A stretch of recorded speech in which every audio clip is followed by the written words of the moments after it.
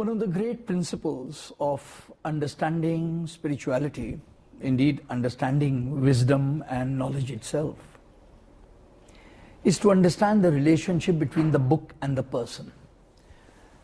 Capital P person, capital B book. We take this.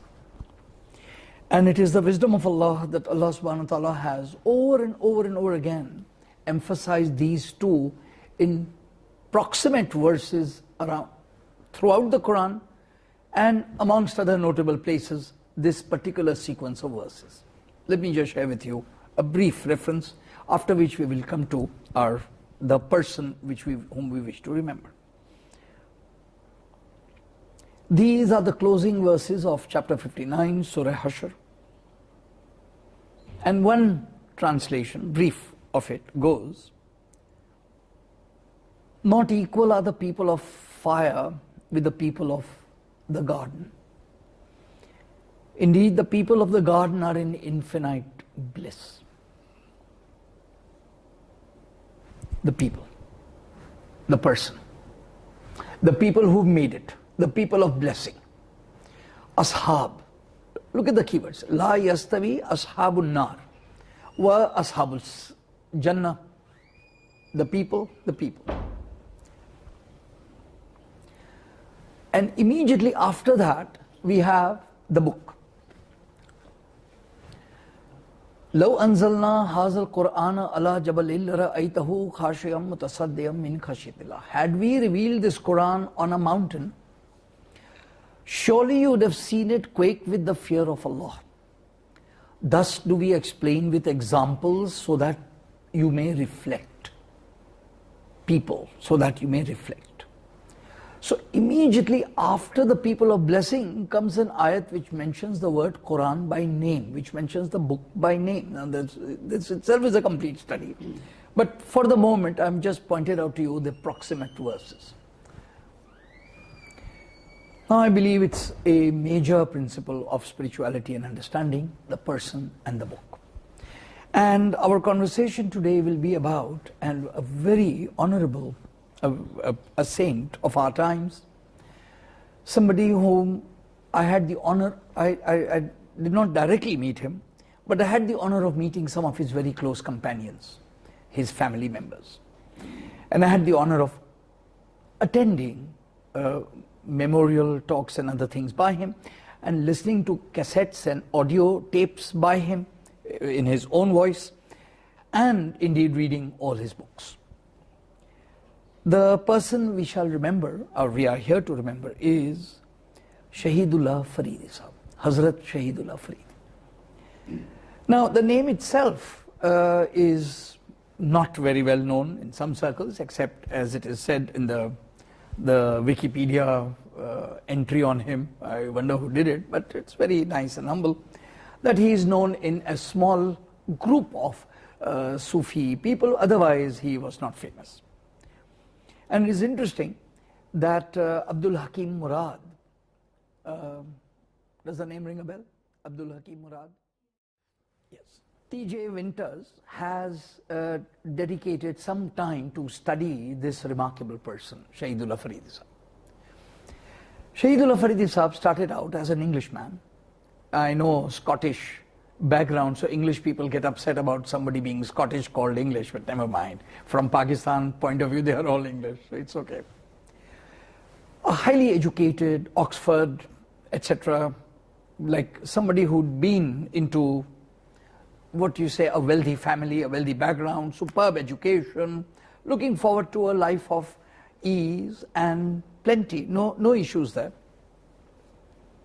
And yet, in the aftermath of the Second World War, in the kind of rebuilding that was going on around Europe, in that chaos and madness,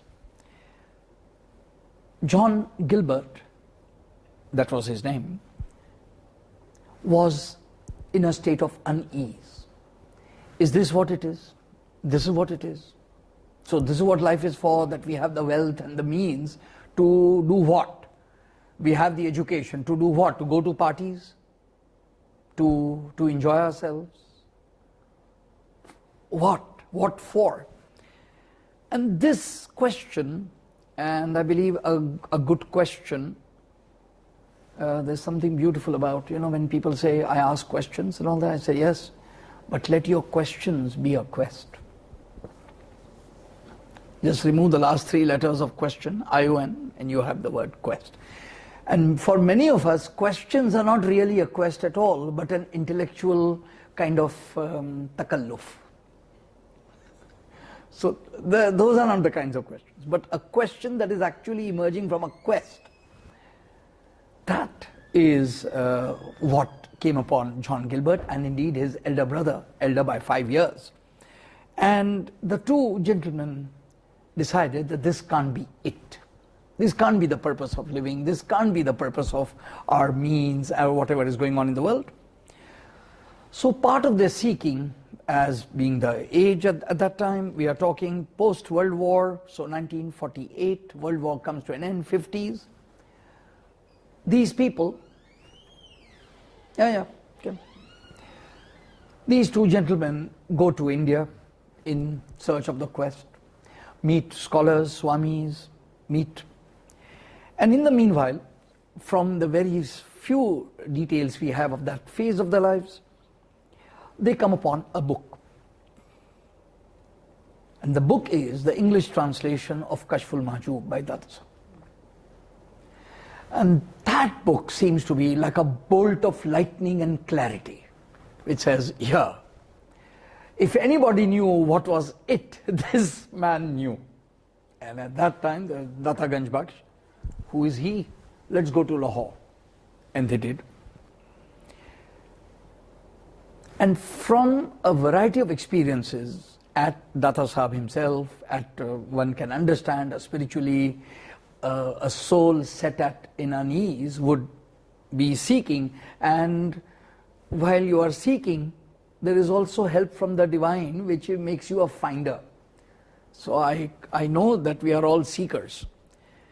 But if occasionally we were also not finders, we wouldn't continue seeking. That too is part of the path.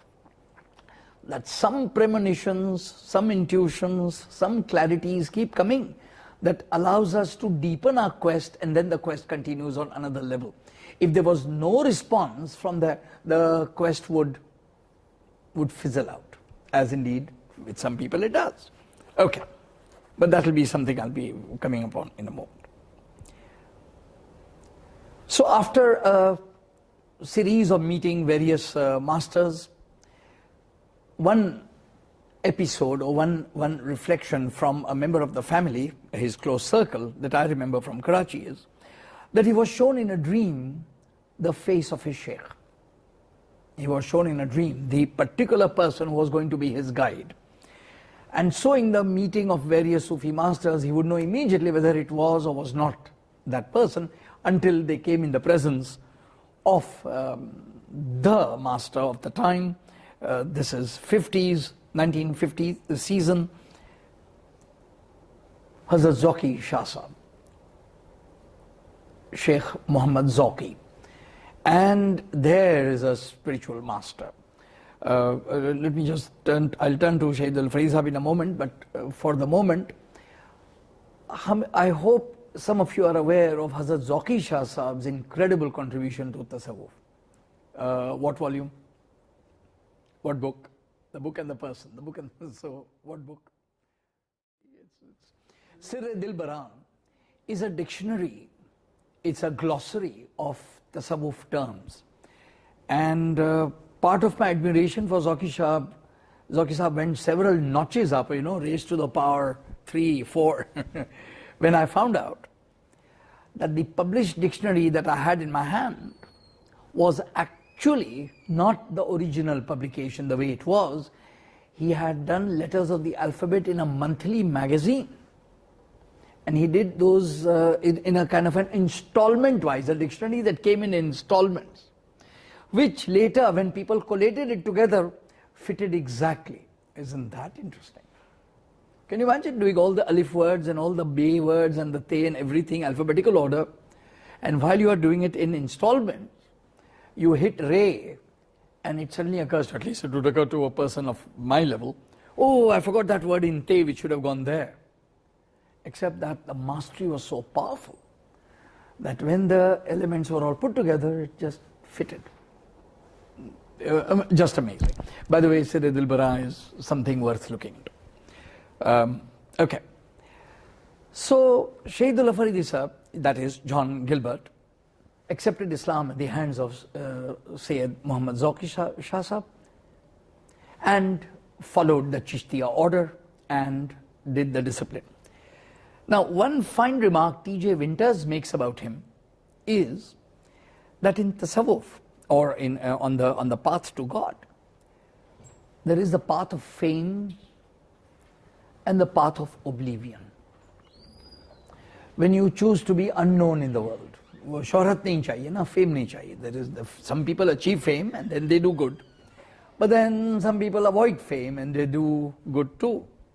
So T.J. Winters, Abdul Hakim Murad Sahib makes this point, that Shahidullah Faridi Sahib, with all that excellence or wealth and other things that he had seen, opted for shifting to Karachi, living in a very, very humble sort of a place, serving the most simple people and just making Karachi his home where he lived all his life. I had the honor of going to his mazar, and if you ever come to Karachi, it would be a pleasure for us all to go together. Not that you need me to go. It's in Sakhi Hassan Graveyard. So if you happen to go, okay.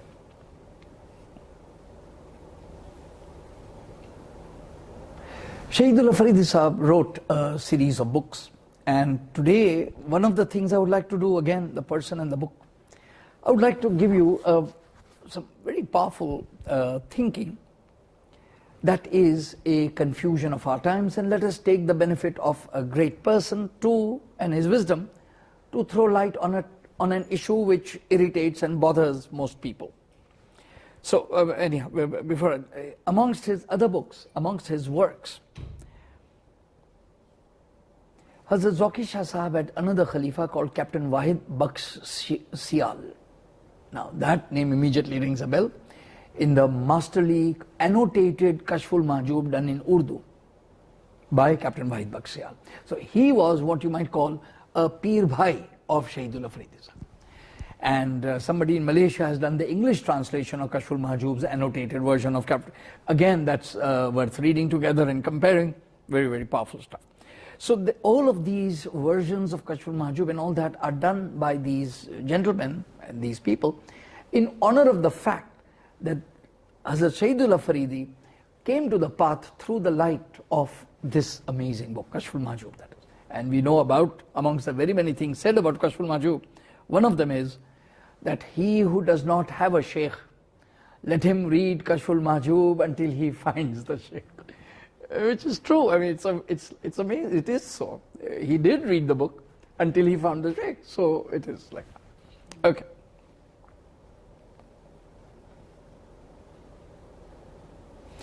In Sir Dilbara, there is an extremely intricate, intellectually very intricate chart of grades of being, alam-e-wajud. And of all the parts of Sir Dilbara that Shahidullah Faridi Sahib could have translated, he chose that most difficult section and he translated that into English. Just that section and the various charts and the terminology that goes with it deserves a full study of its kind. But let me turn to a very powerful thing that I benefited from. Inner aspects of the faith. Small volume of lectures, essays. They were written as essays, published by the Zauki Shah Foundation, the Sufi Foundation. And today I will be able to share with you some thinking from one of those essays on an issue which is extremely controversial in our times and something about which we need wisdom. And today my opportunity will be to benefit from Shahidullah Faridi Sahib's thinking on that controversial issue. Okay.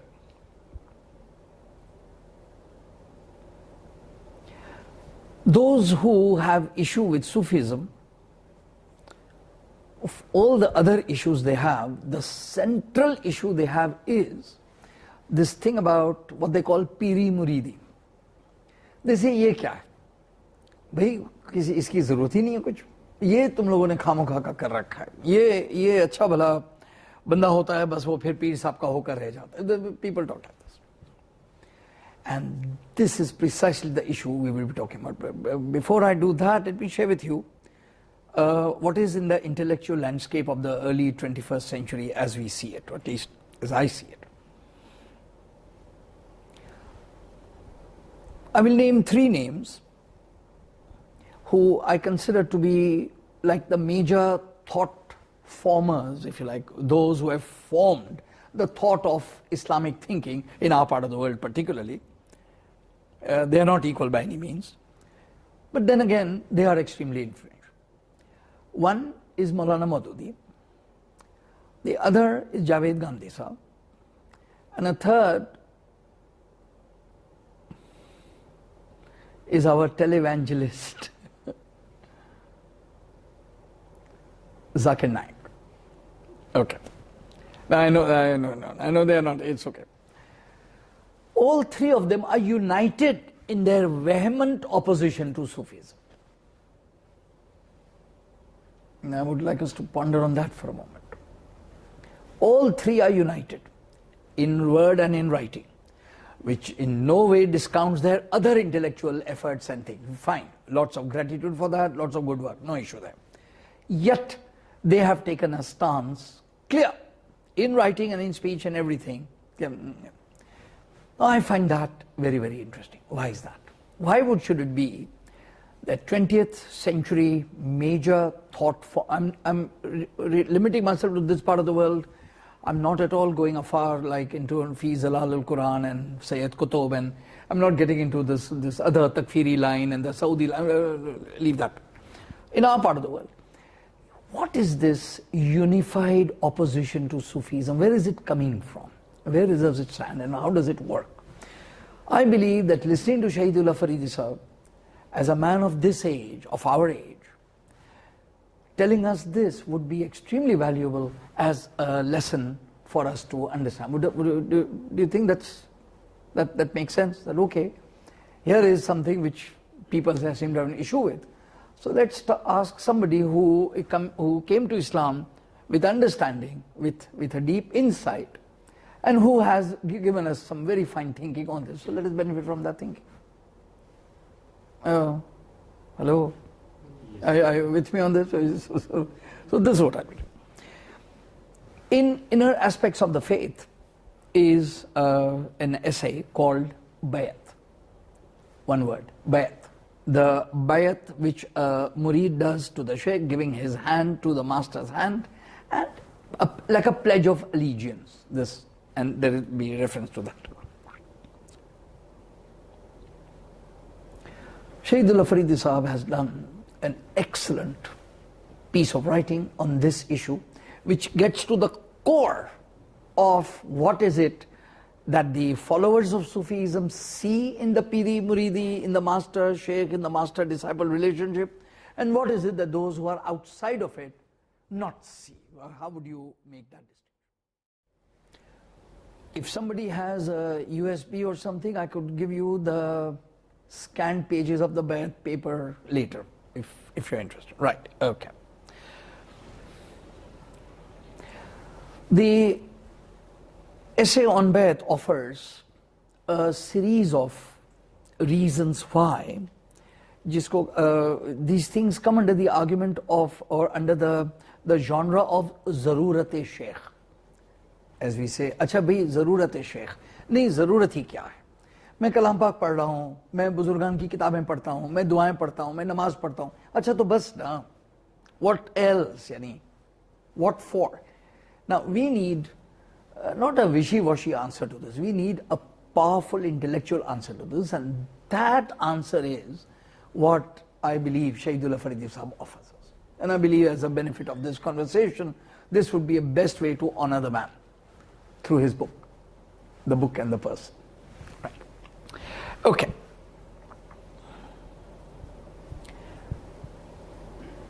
The talk begins by making an opening remark that people say, he begins, people who are not very much involved in spirituality and other things, ask whether it is necessary to have a teacher or a master. And he says, indeed, no, it is not a canonical requisition. It is not a part of. But then he says, neither is, he makes a brilliant analogy, neither is the education of children. The religion of Islam, or indeed humanity, does not deny the right of human beings who are not educated to live, and does not deny the right of uneducated parents to be parents of children. It does not deny that right. But surely, to argue that because nowhere are we told to educate our children and to give them literacy and to give them the skills and the beauties of language and mathematics and the wonders of science, and to do that, there is no compulsion to do these things. Surely, enormous amount of human potential would be forever untapped if somebody said, that's not really my duty, so why must I do it? Brilliant parallel to this. Okay, while they will grow up as human beings and they will manage a sort of a life, it is not very difficult to see that they will be, and I like this phrase that he's put here, they will be like stunted trees, still deserving, no doubt, the name of a tree, but lacking the joy of harmonious expansion and displaying themselves in that grand apparel which is the gift from the court of divine beauty. Beautiful. A stunted tree is still a tree. Fine, they belong there. But then, that the grandeur of a tree given this all sorts of symbolic memories start coming in from the court of divine beauty, that they will be deprived of. So given that connection, he then continues, okay, there are six things which are necessary for a human being to flower into his full potential, and which without a sheikh it is not possible, or not possible for most of humanity to get them. Let us see each one of these step by step. Okay. It may be argued that it is possible to achieve spiritual stations by reading the glorious Quran, the traditions of the noble Prophet, and the books written on this subject by the saints of the past. The reply to this is that theoretical knowledge derived from books cannot be and was never designed to be a substitute for association, that is sohbat, with those experienced travelers who have completed their journey along the road and reached the goal, and have now returned to guide others on the same way. It is my firm belief that the united voices against Sufism are a reflection of a deep-seated arrogance that never ever allows you to accept that another human being may be greater than you. It begins from there. It begins from this incredible sense, which I believe is an affront to the Quran as well. Closing verses of Surah Yusuf has this amazing phrase, over each one who knows is one who knows more. Over each one who knows is one who knows more. If a human being, if I or you or anyone cannot accept this, there's no question of us having the humility to say to a master and say, can you teach me the best way to be myself? Because a person says, no. So for jhagda pura yahin se shuru.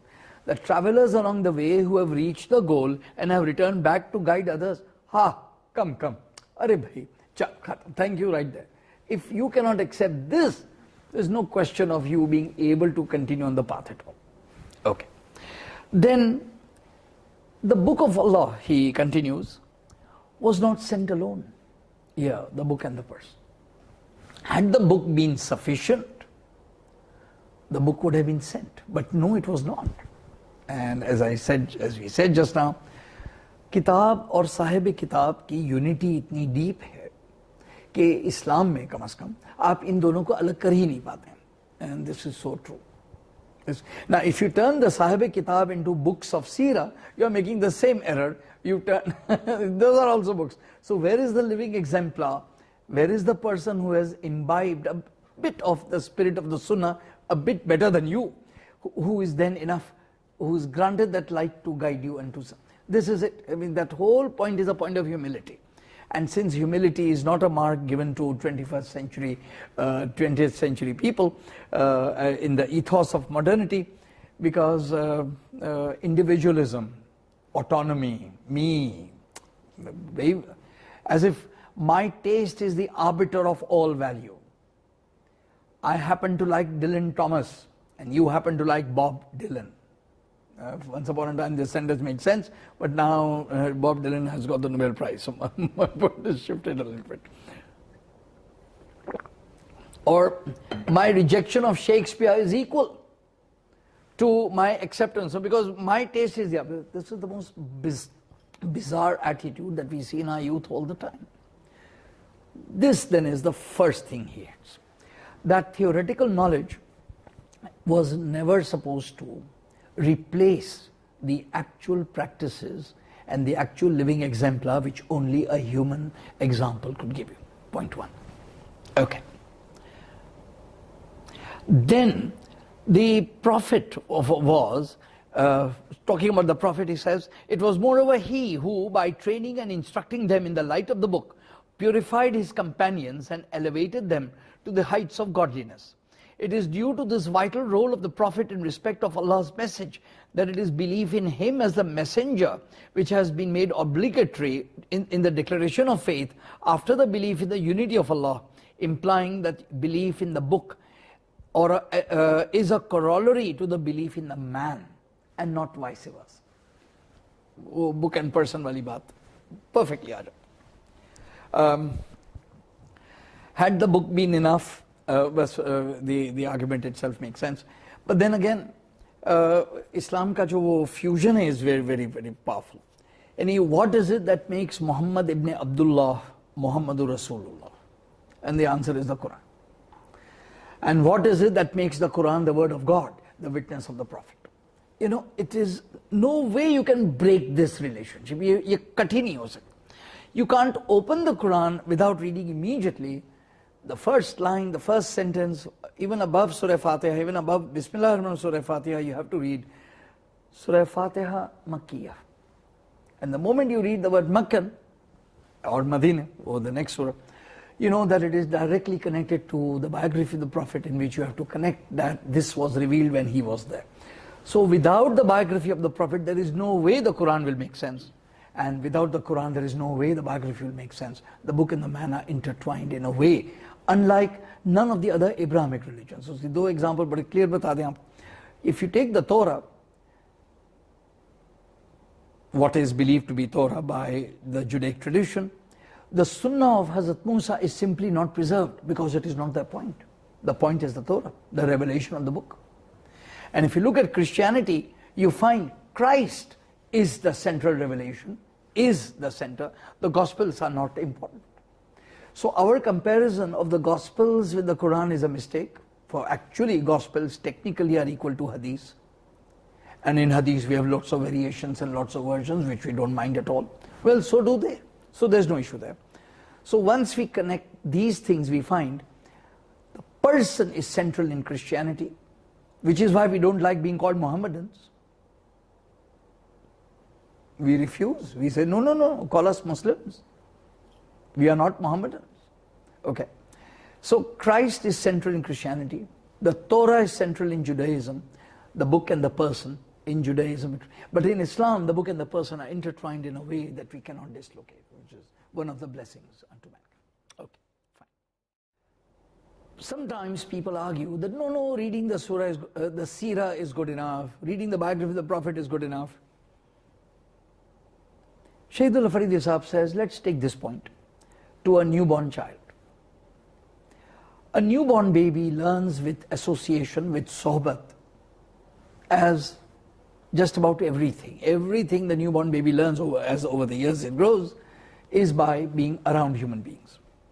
It is hard to imagine the human baby suddenly making sense of things like language, things like relationships, sounds, etc., the whole stuff, without a whole host of humanity being around it to guide it.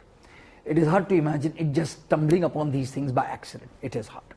Exactly in the same way he says, if there is a goal towards which I wish to reach and I have no idea what that goal is like, if the goal is Allah, and if to move towards the goal I need to know whether I'm moving towards the goal or going away from it, I need to know what it is that I'm doing that is drawing me closer to Him and what it is that I'm doing that unless I'm able to have a person who's able to tell me this, there's no way my practices of my own impulse will teach me.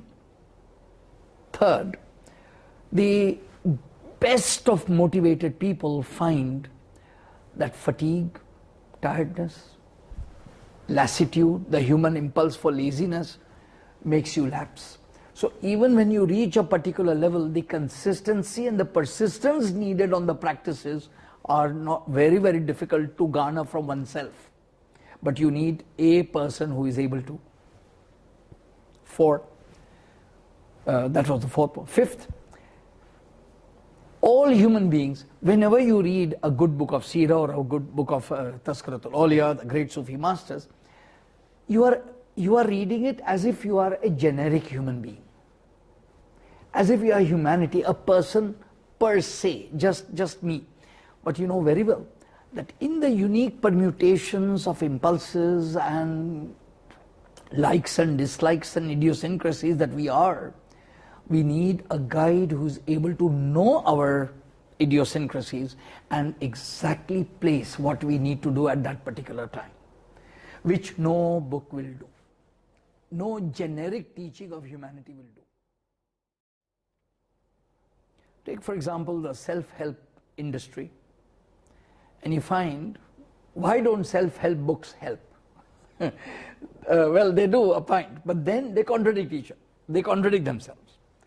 On a particular page, the book says, you must be firm and assertive. A little later, the book says, yes, but you must also be pliable and you must also comply. So the point remains that actually it comes back to generic human advice just doesn't work. You need to know when is that page valuable and when is that page. And that's precisely what only a human exemplar can do. So if you are with me on this, I'm just quickly summarizing this.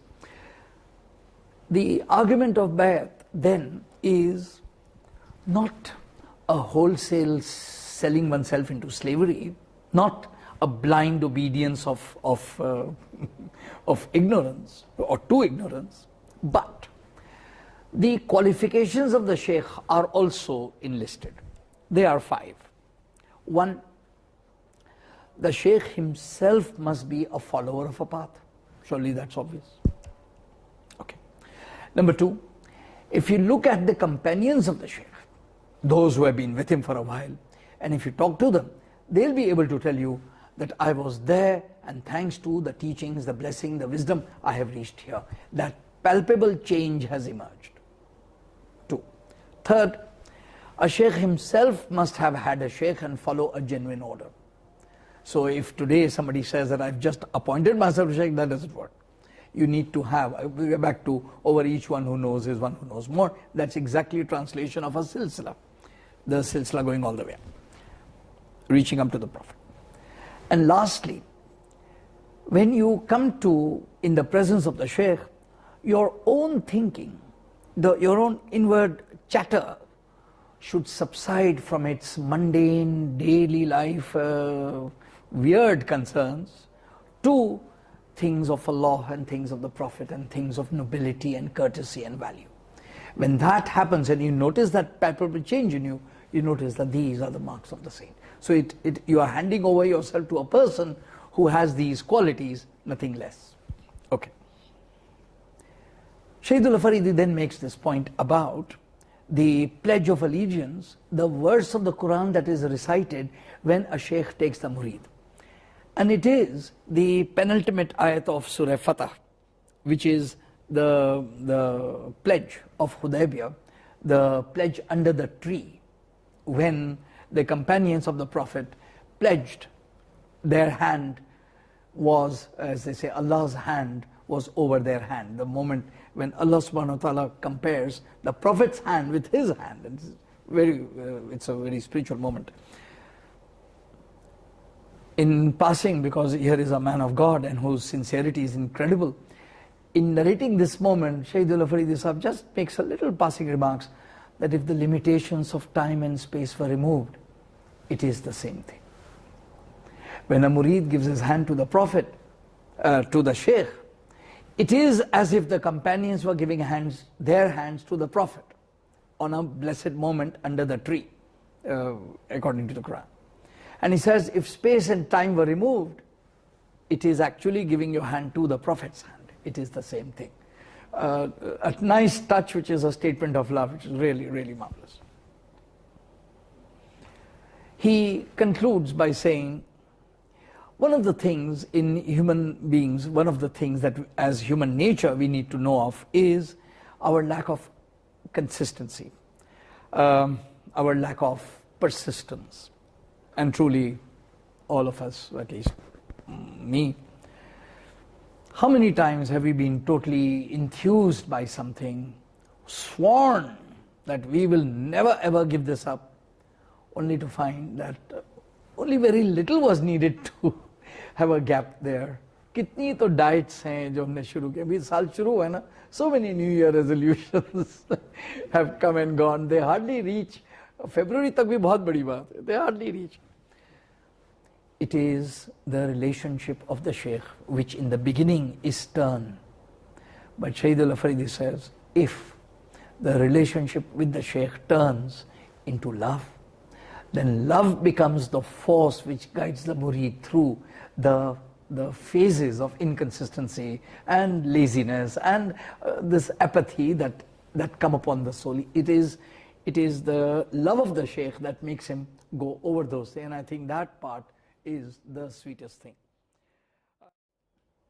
In the world that we have today, and in the concerns of our daily lives, there is enormous blessing when some of us find the time and the energy and the luxury of freedom to be able to remember some of these men of God who wanted nothing from the world except that, or nothing, they wanted to take nothing from the world, and all that they gave was each one of us a mirror to look ourselves into, to say, well, this is where you stand.